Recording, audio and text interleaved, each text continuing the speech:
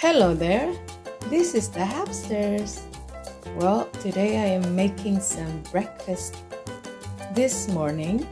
It's Sunday, so here I have frozen bananas. I normally put bananas when it's overripe.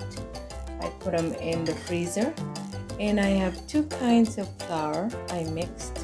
This is coconut flour and wheat flour together, and of course I have cream cheese and eggs and an almond milk. So yes, banana pancakes with all the stuff that goes with it. So you can still hear my morning voice. Thank you for watching.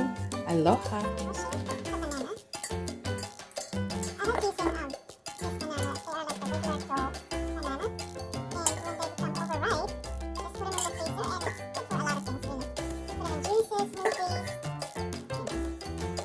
Mushing the banana.